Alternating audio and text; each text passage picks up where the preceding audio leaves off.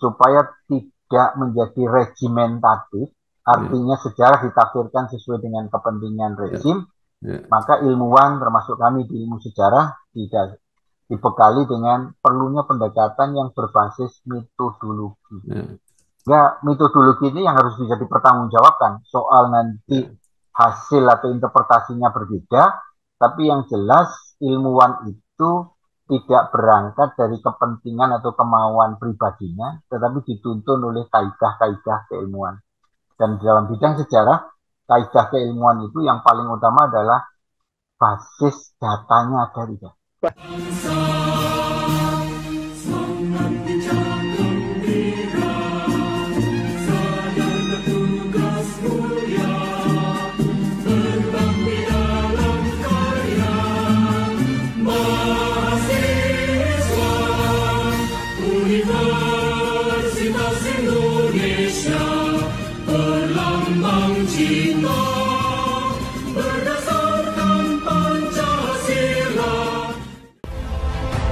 Saya Bambang Satono di kanal Inspirasi untuk Bangsa. Ini juga pertama kali dari IPB sebenarnya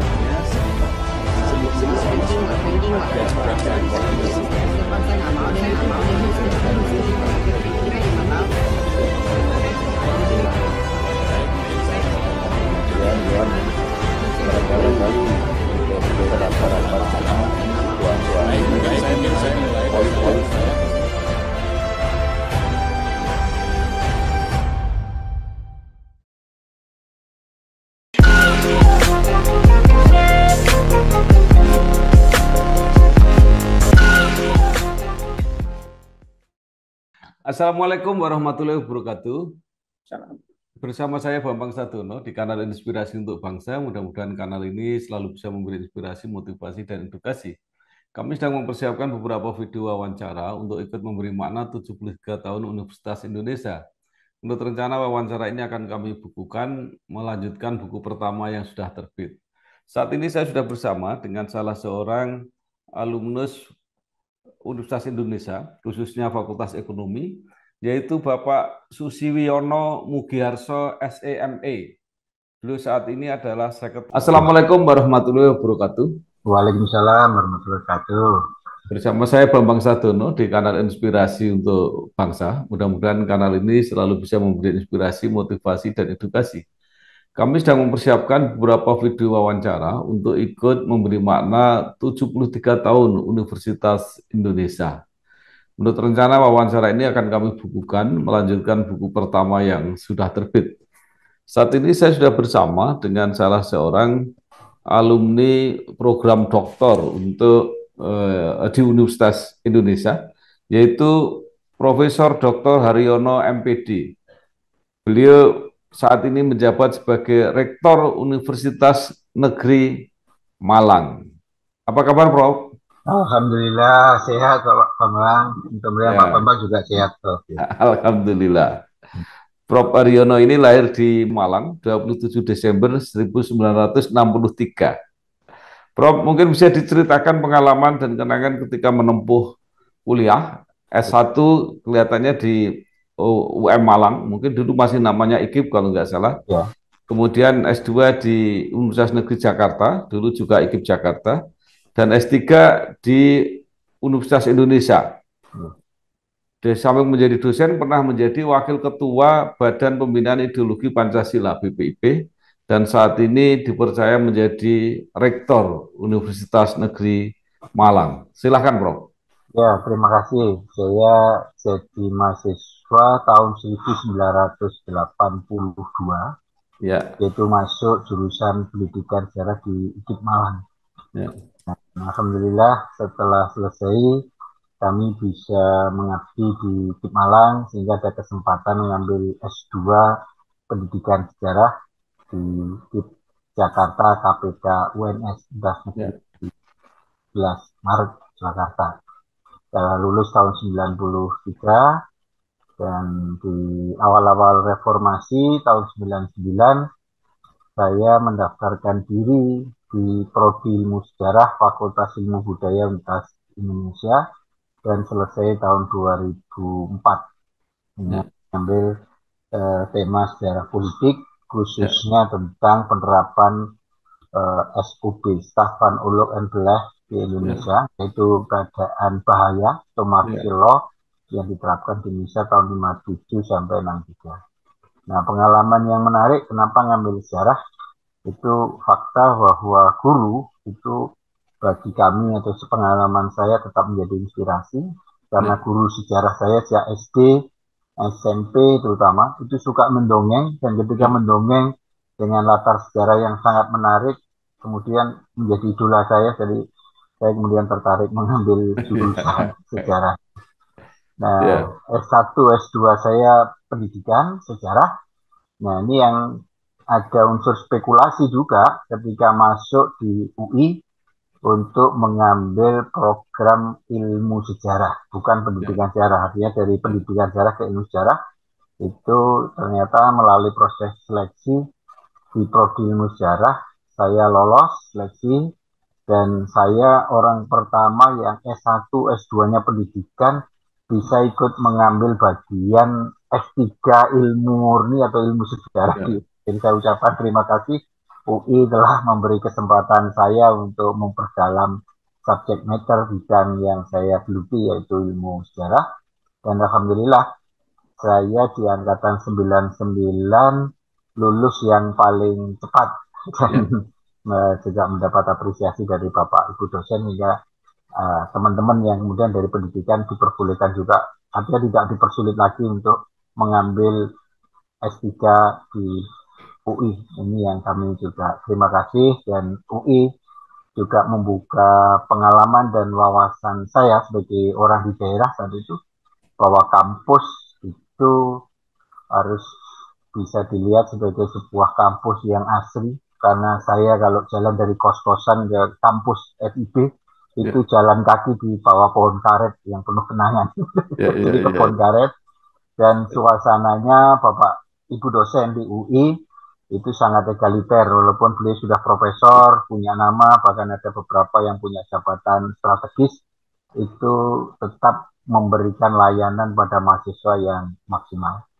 Dan keuntungan saya selama saya bandingkan di kuliah di S1 Pendidikan IKIP Malang sama S2 di KPK UNS, akses untuk mengembangkan diri di bidang sejarah di UI jauh lebih leluasa karena dekat dengan Arsip Nasional, dekat dengan Perpustakaan Nasional, dekat dengan LIPI, sehingga ini yang membuat pengembangan wawasan dan pengalaman hidup yang lebih menarik menurut saya. Dan itulah yang barangkali kenapa belajar sejarah menurut saya menjadi sangat penting. Jadi sekali lagi sebagai alumni UI saya sangat berhutang budi baik secara moral maupun edukatif kepada UI, dan mudah-mudahan setelah lulus dari UI sampai sekarang saya bisa berkontribusi untuk bangsa dan peradaban yang lebih baik.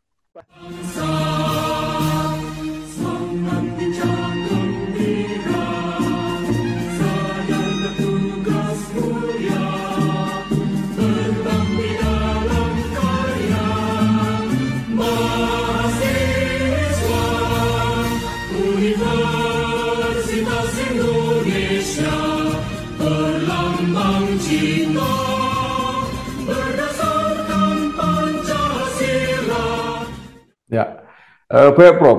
Bidang kepakaran Prof.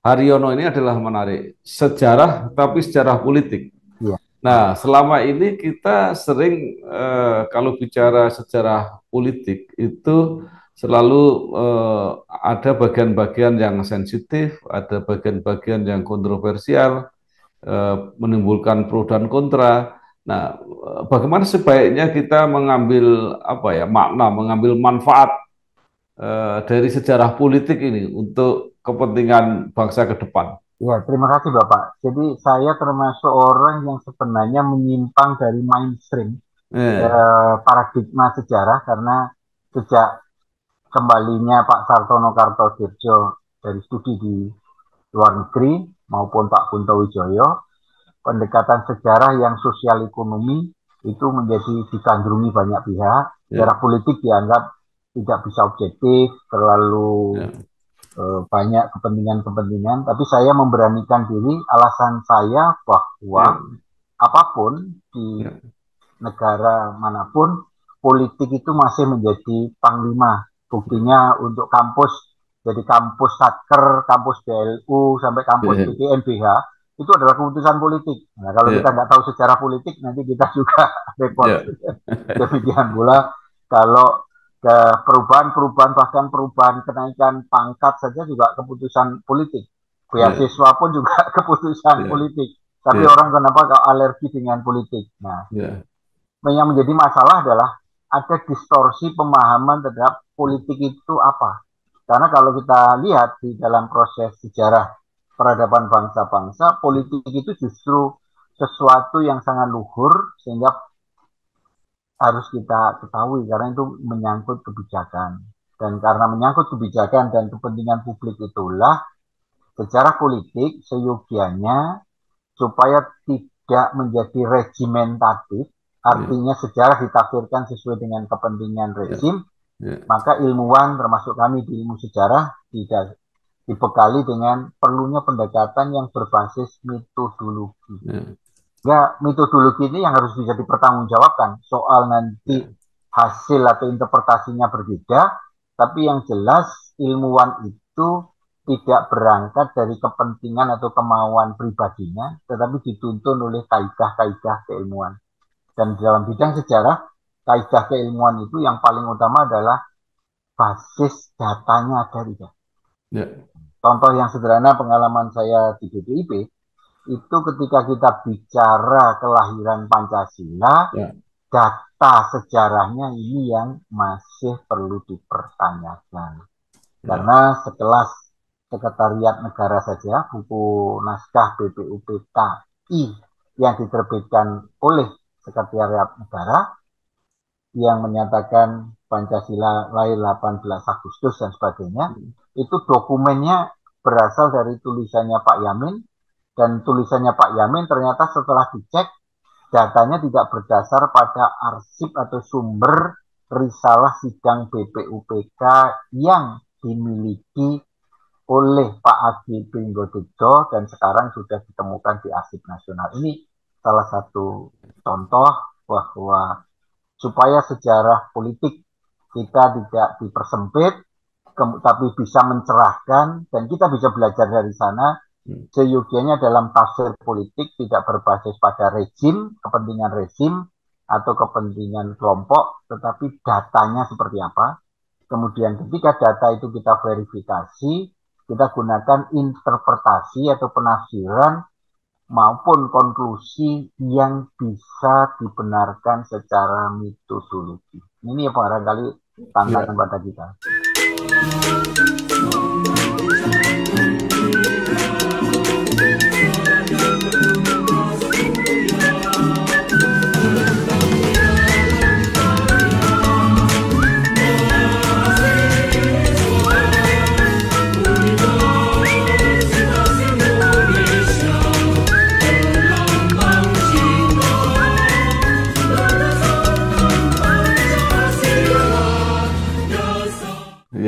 Baik, solusinya adalah metodologi, tetapi yang menjadi soal kalau yang sudah menjadi kontroversi, artinya sudah terjadi masalah di masyarakat, itu bagaimana cara meredam atau mengurangi kalau tidak bisa menghilangkan sama sekali? Ya, itu saya pikir kalau ketika ada terjadi kontroversi justru merangsang orang untuk berpikir.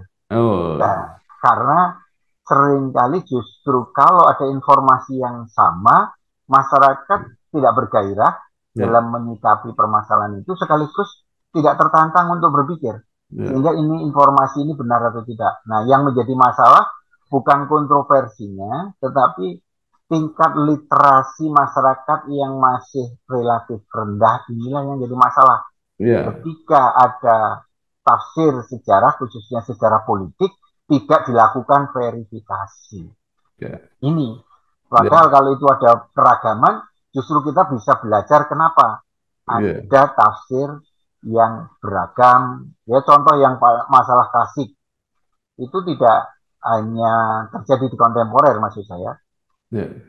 siapa tokoh yang atau kelompok yang membawa pengaruh agama Islam ke Indonesia, itu tafsirnya kan tidak tunggal. Ya. Ada yang berasumsi langsung dari Timur Tengah, ada yang berasumsi lewat India dari pedagang Gujarat, ada juga yang berasumsi tokoh-tokoh kita sendirian. Nah, ini yang kemudian memberikan ruang bagi kita manusia, ternyata data sejarah itu tidak berhenti sebagai data sebelum ditafsirkan. Dan di dalam menafsirkan itu ada imajinasi, ada pengalaman hidup yang berbeda antara orang yang satu dengan yang lain. Dan ini nanti bisa lebih bagus lagi ketika orang melihat kenapa keyakinan kita bisa berbeda, wajah kita bisa berbeda.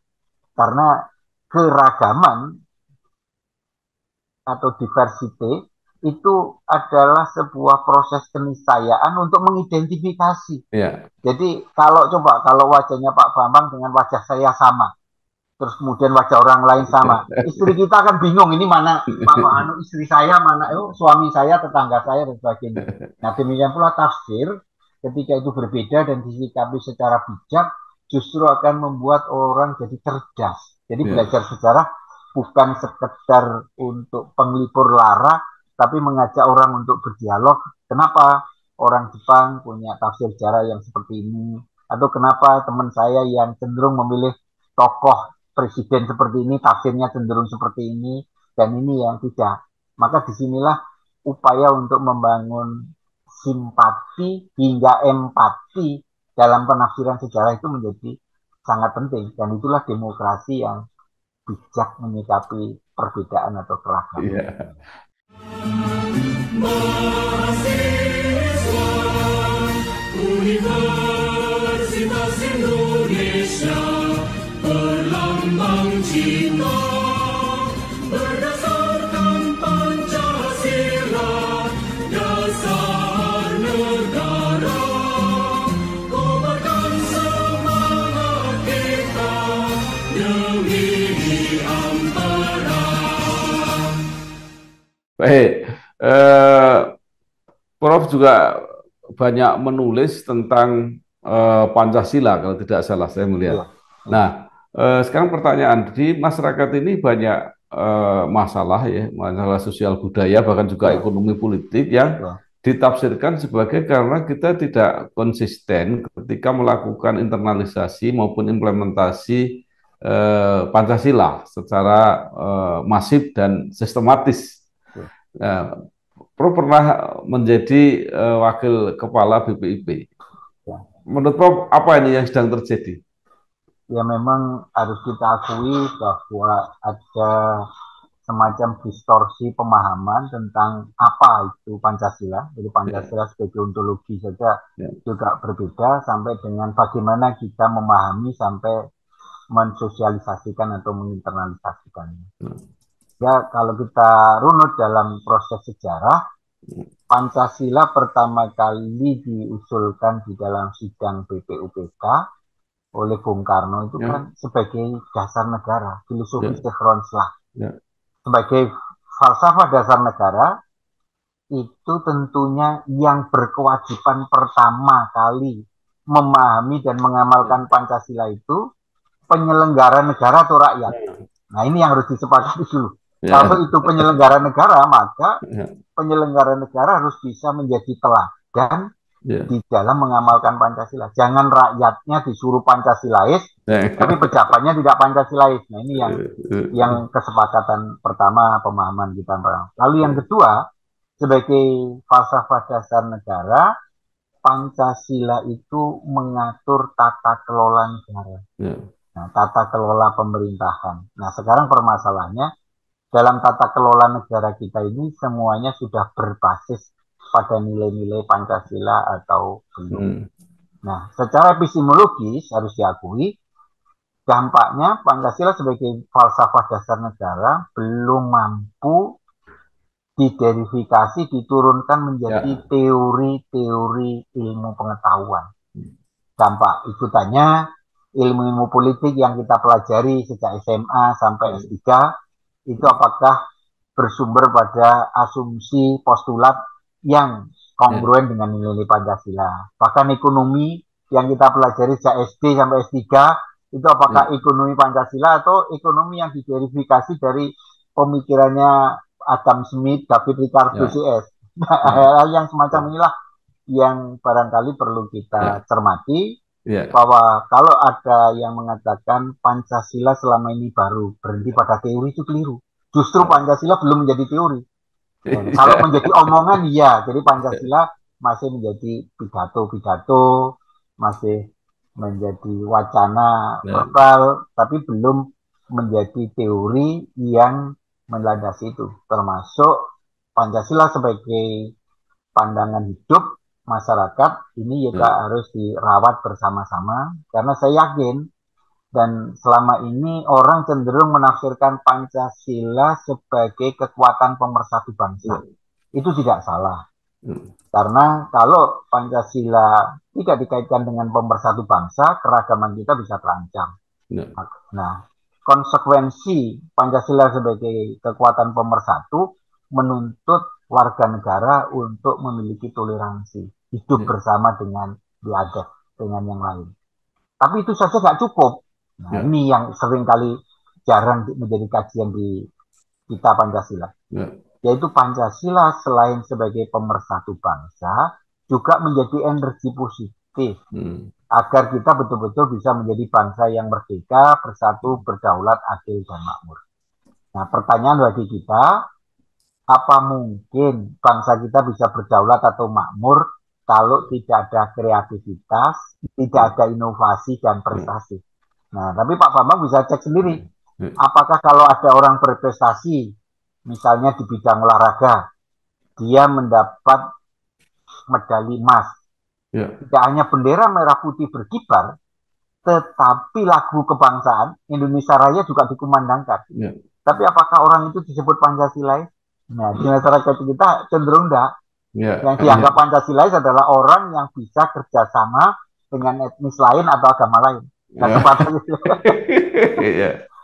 padahal nggak mungkin kita bisa menjadi bangsa yang maju, bangsa yang berdaulat atau makmur kalau tidak ada inovasi. Dan inovasi itu hanya bisa berjalan maksimal kalau berbasis pada ilmu pengetahuan dan teknologi. Nah, ini yang barangkali menjadi tantangan kita, bagaimana atmosfer akademik di Indonesia sejak SD sampai S3 itu menjadi bagian untuk merealisasi dan mengaktualisasikan nilai-nilai Pancasila. Jadi Pancasila tidak berhenti pada mata pelajaran atau mata kuliah, tapi sebagai paradigma keilmuan. Nah, ini yang menurut saya kok itu Bapak yang paling perlu kita kaji ke depan. Aku Cipto, CEO. Apapun yang aku lakukan bikin teman-temanku ketawa. Lah, aku presentasi di meeting, semua ketawa. Aku makan siang, pada ketawa. Jawab telepon klien, ketawa juga. Sampai aku lembur pun ada yang ketawa. Karena itu, aku terlalu penting untuk sakit. Kalau aku sakit, bisa stres mereka. Makanya, aku harus fit. Caranya, minum Fituno 2 kali sehari. Fituno dengan Trivito Extra membantu menjaga daya tahan tubuh agar tetap fit. Kerjaan numpuk, lembur, gaji nggak naik-naik, nggak bakal bikin aku drop. Harus fit, minum Fituno. Saya kira luar biasa ini, Prof. Menarik sekali kalau kita bicara Pancasila dengan Prof. Haryono ini. Tapi sayang waktunya. Saya harus bertanya soal Universitas Malang. Iya, Bapak. Ya, Prof, orang yang sejak awal berkarir menjadi dosen di IKIP Malang. IKIP Malang adalah salah satu IKIP yang legendaris lah sejak dulu. Nah, kemudian sekarang menjadi rektor di Universitas Negeri Malang.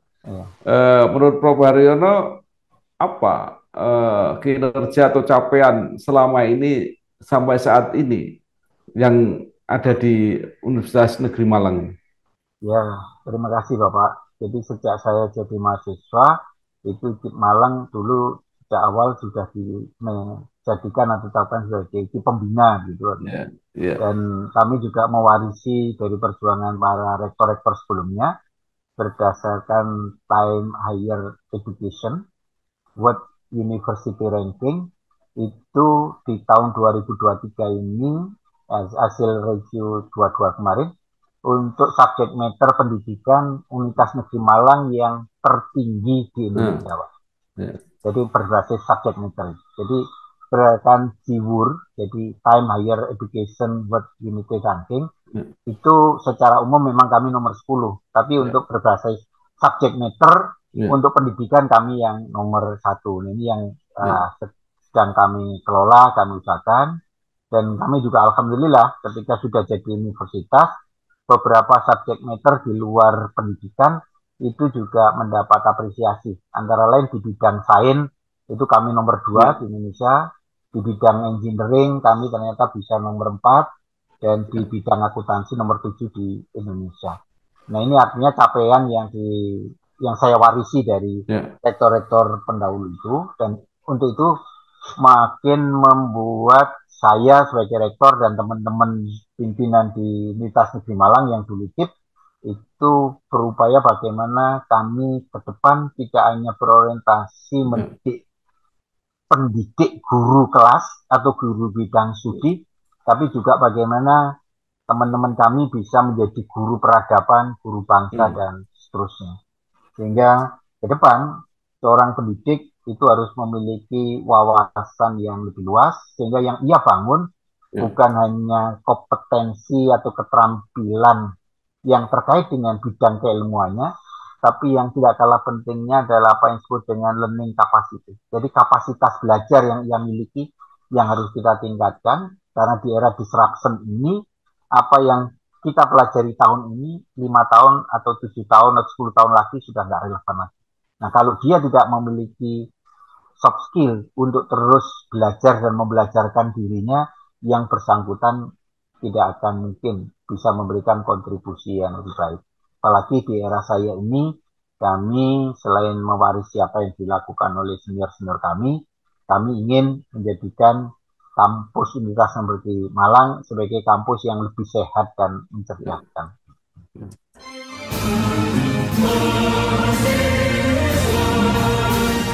Universitas Indonesia, berdasarkan Indonesia, Universitas Pancasila, Indonesia negara, Pusatyo Berdaya Saketa,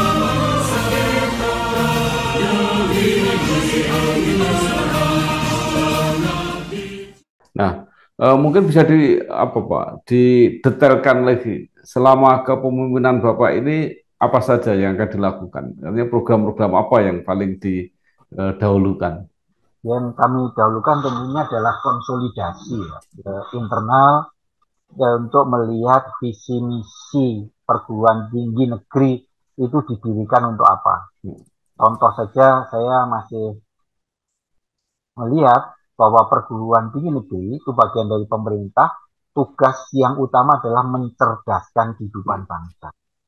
Konsekuensinya, ketika ada program tuntutan agar tulisan-tulisan para dosen bisa dimuat di jurnal internasional bereputasi, itu tetap kami dukung, tapi juga kami refleksikan, kami renungkan, kami pertanyakan. Hasil penelitian yang ditulis dalam artikel di jurnal bereputasi internasional, ditulis dalam bahasa internasional, mudah diakses oleh bangsa Indonesia enggak? Oleh pelaku UKM tidak? Oleh pengusaha industri Indonesia tidak? Nah, kalau tidak, pertanyaan berikutnya, uang penelitian ini uang rakyat bukan? Kenapa? Uang rakyat setelah jadi hasil penelitiannya justru lebih mudah diakses orang asing dibanding saudara-saudara kita yang kebetulan literasinya masih relatif terbatas.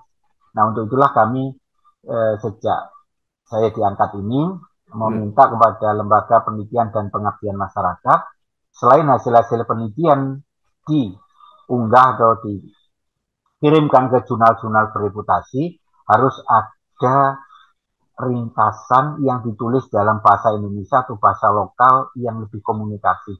Sehingga sebagai tanggung jawab moral ikut mencerdaskan kehidupan bangsa itu menjadi lebih tinggi. Lalu yang kedua yang tidak kalah pentingnya adalah melakukan efisiensi manajemen, Bapak. Jadi bagaimana kami sebagai PT NBH supaya tidak kedodoran dalam bidang finansial, maka kegiatan-kegiatan yang kami anggap tidak langsung terkait dengan kepentingan das atau pengembangan program kinerja kami kurangi, sementara yang langsung kinerja kami tingkatkan. Karena kalau tidak, saya khawatir dekorasi kegiatan lebih banyak, sementara substansi kegiatannya kurang. Mirip rumah dengan teras, Pak. Terasnya terlebih besar dibanding rumahnya. Ya, mungkin Pak Bambang kan sering lihat di Indonesia itu seremonialnya lebih tinggi. Sehingga kalau seminar, dekorasi gedungnya sangat mewah, jangan-jangan uang dekorasinya lebih mahal dibanding uang narasumbernya. Ini kan hal yang semacam ini yang kami coba. Universitas Indonesia, universitas kami, ibu kota negara, pusat ilmu budaya bangsa, kami mahasiswa, pengabdi cipta, belajar ilmu, pengabdi luhur, untuk nusa. Ya, ada yang menarik tadi pernyataan Bapak bahwa hasil penelitian lebih dikenal secara internasional tapi tidak lebih bermanfaat untuk di dalam negeri. Nah, apakah ini tidak berkaitan dengan kebijakan, Pak? Karena kebijakannya memang dosen-dosen itu dituntut untuk itu. Bahkan sepanjang mudah-mudahan saya salah, pengamatan saya ini pendidik, baik guru maupun dosen, itu banyak yang hanya sibuk mengurus prosedur ini supaya persyaratan kepangkatan dan sebagainya terpenuhi, bahkan kadang-kadang itu agak meninggalkan tugas pokoknya itu sebagai pendidik atau pengajar itu. Bagaimana komentar Bapak? Nah, inilah yang barangkali pelan-pelan kita harus bisa berdialog dengan kebijakan, pengambil kebijakan Mas Menteri dan jajaran di Kementerian Dikbud, agar tuntutan terutama untuk guru besar tidak hanya berbasis kepada jurnal yang diterbitkan di luar negeri, tapi juga memperhatikan aspek kemanfaatan bagi pengembangan peradaban di Indonesia atau mencerdaskan. Karena kalau tidak, ekses-ekses yang terjadi ini bisa mengganggu kedaulatan pribadi para dosen, kedaulatan universitas sebagai institusi, sampai kedaulatan kita sebagai sebuah bangsa, di mana ilmu pengetahuan dan teknologi lebih banyak dipasarkan di jurnal-jurnal internasional, tapi dialog dan pengembangan di dalam negeri yang berorientasi untuk kemandirian bangsa itu kurang. Nah, ini dua hal ini yang barangkali menurut saya perlu kita lakukan bersama-sama. Makanya kami jalan tengahnya ke teman-teman tetap diperbolehkan, bahkan kami dorong nulis di jurnal internasional, tapi jangan lupa kamu sebagai warga negara Indonesia punya tanggung jawab ikut mencerdaskan kehidupan bangsa, itu juga ditulis dalam bahasa Indonesia dan bahasa yang lebih komunikatif. Dan teman-teman lembaga penelitian Universitas Negeri Malang sudah berusaha dan berhasil merealisasikan ini. Sehingga beberapa UKM yang ada di sekitar Malang rencananya itu akan kita berikan sosialisasi atau pendampingan, temuan-temuan pengolahan makanan yang baik, karena kebetulan kami juga punya program tata boga maupun teknologi teknis terpadu yang bisa digunakan sehari-hari itu. Karena kalau tidak lucu nanti kita biayanya dari rakyat, tapi uangnya tidak bermanfaat pada rakyat, tapi hanya untuk naik pangkat saja, ini yang bahaya. Ya, baik Prof. Ini menarik sekali untuk didiskusikan lebih lanjut. Tapi saya mau bertanya begini, ujung akhir karya sebuah perguruan tinggi itu adalah kualitas alumni dan apa yang bisa dilakukan alumni di masyarakat ataupun di lapangan kerja. Nah, bagaimana potret alumni Universitas Negeri Malang ini sampai saat ini? Ya, saya merasa bersyukur Bapak bahwa sejak tahun 99 UGM Malang menjadi Universitas Negeri Malang, ternyata alumni Universitas Negeri Malang, baik yang alumni prodi pendidikan maupun yang bukan pendidikan, itu sangat bermanfaat pada masyarakat. Buktinya beberapa alumni kami, baik yang di pendidikan sudah terkenal, hampir di setiap kota kabupaten ada alumni IKIP Malang itu seluruh Indonesia ada.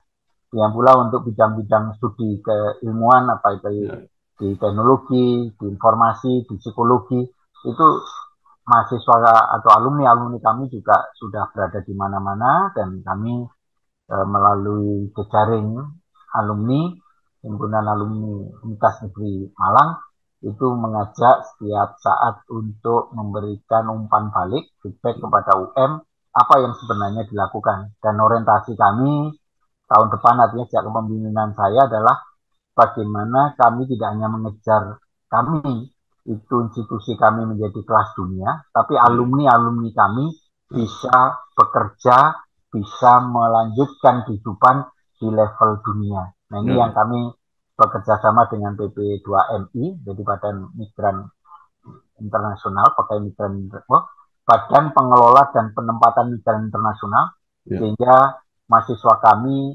yang akan masuk itu mulai tahun depan akan mulai kami jajaki kamu ingin kerja di mana.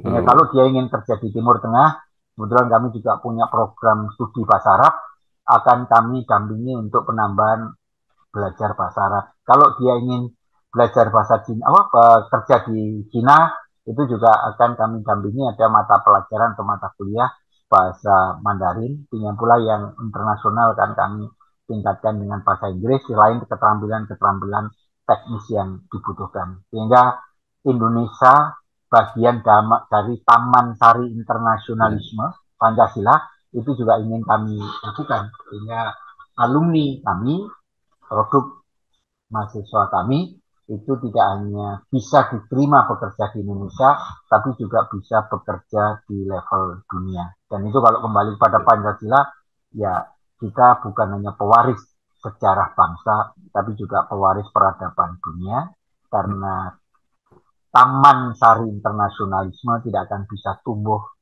tanpa akar nasionalisme. Dan nasionalisme tidak akan tumbuh berkembang tanpa ada Taman Sari Internasionalisme. Universitas Indonesia, universitas kami, ibu kota negara, pusat ilmu budaya bangsa, kami mahasiswa, pengabdi cipta, belajar ilmu pengabdi luhur, untuk nusa. Iya, itu luar biasa, Bung Karno itu. Ya, sekarang kembali ke UI lagi. Menurut Bapak, apa karakteristik pendidikan atau pembelajaran yang dilakukan di UI yang khas, yang benar-benar mewarnai dalam perjalanan karir Bapak ini setelah lulus dari UI? Yang saya peroleh adalah keleluasaan mahasiswa untuk berpikir dan memilih bidang yang digeluti, Bapak. Karena ketika saya masuk ke sana, rata-rata teman-teman itu masih mengambil tema-tema sejarah kolonial. Saya mengambil tema sejarah kontemporer, itu diperbolehkan asal ada argumentasinya. Dan dari sana kemudian saya setelah diberi kebebasan nulis judul, diberi pertanyaan tentang secara metodologis ini workable nggak, dapat dilaksanakan nggak. Jadi melatih kami memilih sebuah topik, memilih pilihan hidup, itu bisa dipertanggungjawabkan juga. Nah ini yang barangkali menuntut saya sebagai mahasiswa pada saat itu harus bertanggung jawab atas pilihan topik yang saya teliti. Dan ini menuntut berikutnya pada soft skill atau karakter saya, kalau kuliah di UI harus menjadi manusia yang bertanggung jawab. Kamu boleh memilih tema apa saja, tapi kamu harus bisa mempertanggungjawabkan secara metodologis. Dan ini kemudian membantu saya bagaimana setelah lulus dari UI, saya juga terus berusaha, selain secara pribadi juga saya tularkan kepada adik-adik mahasiswa, silakan mengambil tema skripsi, tesis atau disertasi yang apa saja, selama kamu bisa mendekati, menyelesaikan secara metodologi dengan kaidah-kaidah yang bisa dipertanggungjawabkan. Dan dari sana, maka integritas itu menjadi sangat penting. Dan kebetulan di UI kami punya beberapa dosen yang saya kagumi seperti Prof. AP Lapian, Prof. Lerisa, orang-orang hebat yang bersahaja. Sehingga ini menuntun kami, sehebat-hebatnya apapun, orang yang bersahaja itu jauh lebih baik karena mereka tidak mudah tergoda untuk hidup yang konsumtif hedonis. Dan kalau tidak konsumtif hedonis, tidak mudah tergoda menjadi koruptor. Nah ini yang itu yang saya kagum dari senior-senior atau almarhum kami yang pernah memberikan pendidikan, tidak hanya pengetahuan sejarah tapi juga pendidikan karakter kepada saya.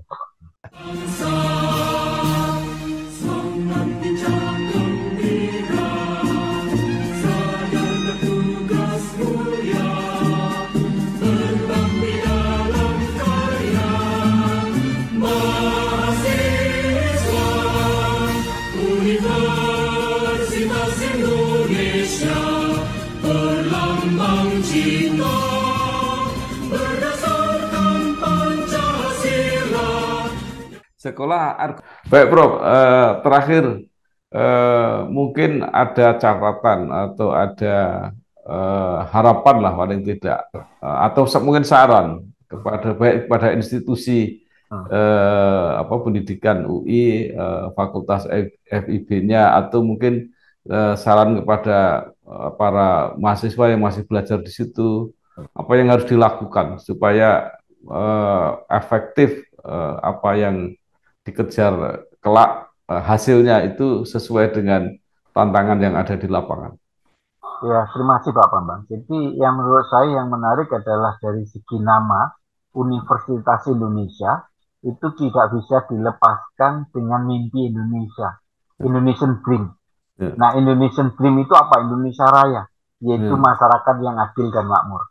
Maka sebagai warga dan saya sebagai alumni UI merasa UI punya tanggung jawab moral dan sosial tetap memelihara mimpi Indonesia Raya, terciptanya masyarakat adil makmur, tapi masyarakat adil makmur tidak mungkin bisa tergapai tanpa penguasaan dan pengembangan iptek. Maka penguasaan iptek yang selalu ditekankan oleh Universitas Indonesia menurut saya bisa menjadi salah satu pilar dan mercusuar membangun peradaban Indonesia ke depan yang lebih baik, khususnya menjadi bangsa yang mandiri, yang betul-betul berdaulat sebagaimana diamanahkan oleh para pendiri bangsa. Baik, terima kasih sekali Profesor Dr. Haryono MPD, Rektor Universitas Negeri Malang. Banyak sekali yang sudah disampaikan, terutama mengenai kearifan dari sejarah politik tadi, juga tentang bagaimana internalisasi implementasi Pancasila yang lebih tepat, siapa dulu yang harus jadi Pancasilais, penyelenggara negaranya atau rakyatnya misalnya. Ini adalah pertanyaan-pertanyaan yang menarik, mudah-mudahan tidak hanya menambah wawasan kita semua, tetapi juga terutama pada generasi muda, memberi inspirasi dan motivasi untuk menjawab pertanyaan-pertanyaan itu. Sekali lagi terima kasih Prof. Sama-sama Bapak, kalau ada kekurangan kesilapan, saya mohon maaf, salam. Ya, selamat bekerja, sukses. Wassalamualaikum warahmatullahi wabarakatuh. Waalaikumsalam warahmatullahi wabarakatuh. Halo guys, sekarang cuma dengan satu jari, semua urusan listrik langsung beres, res. Ini dia, PLN Mobile. Kalau cuma gangguan aja sih, nggak usah panik. Tinggal tap menu pengaduan, cus petugas PLN-nya langsung datang. Atau mau isi token, pasang listrik baru, atau mau ubah daya, atau cek hitungan listrik. Urusan listrik serahin aja ke PLN Mobile. Nama saya Bambang Sartono di kanal Inspirasi untuk Bangsa. Ini juga pertama kali mengisi PD sebenarnya